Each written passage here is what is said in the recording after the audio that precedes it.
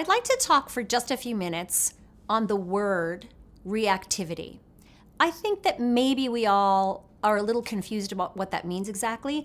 And to be honest with you, I don't know that it has to be an exact meaning. I'm going to talk about it in this frame, however, that reactivity is the thing that all humans do a lot of the time. You're reacting from like a really primitive place before you're thinking, before you're even breathing, and before you're actually even taking in the information that seems to hit you so hard that you've got to react to it, right? So it's almost like a fight or flight thing.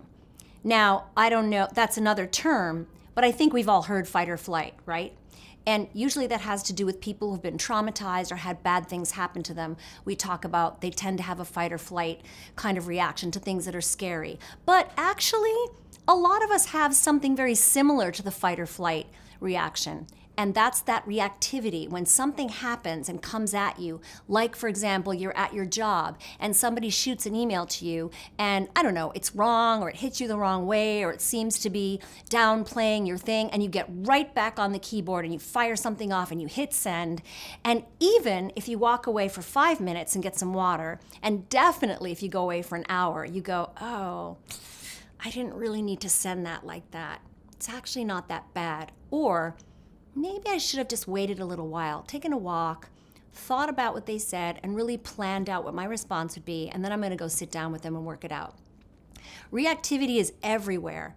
It's in our workplace, it's in our relationships, and it's a thing that really kind of makes us miserable, I have to say, because it's so unconscious.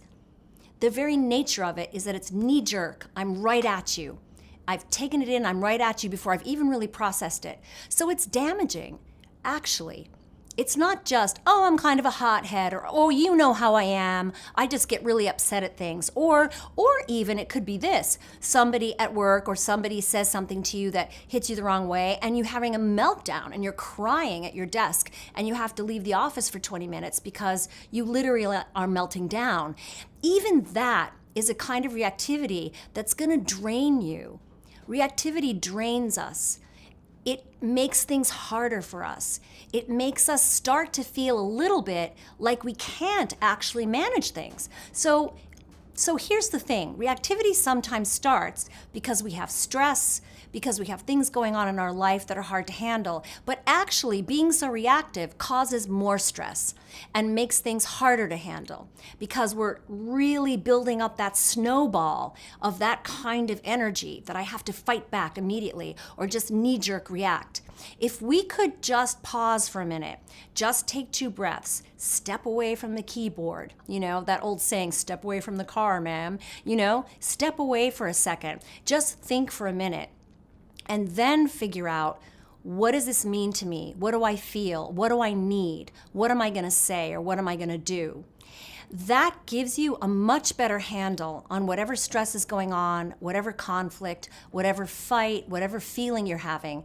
You will end up isolating yourself. You will end up not really knowing how you feel, and you will end up feeling a little bit insecure about your connections with other people if reactivity starts to snowball too much in your day-to-day life. So that's what I'm talking about when I talk about reactivity. I think it's a big problem in the world. I think we all are prone to it. I've been reactive. I'm sure I'll be reactive again. But I try to work on checking myself, or I try to work on, even if I really want to send that email back, Susan, go outside, take the dog for a walk, wait till later. And an hour and a half later, I look at that email a totally different way. Perspective is everything. Slow down, let yourself feel your feeling, let yourself have your thought, let yourself think about your response if there is one. We want to try to tame our reactivity and become more conscious. That's the message I have about that word, reactivity. Please visit my website at susan-lambert.com or have a listen to the podcast, In the Balance, Connecting Mind, Body, and Heart, which you can find at inthebalance.life.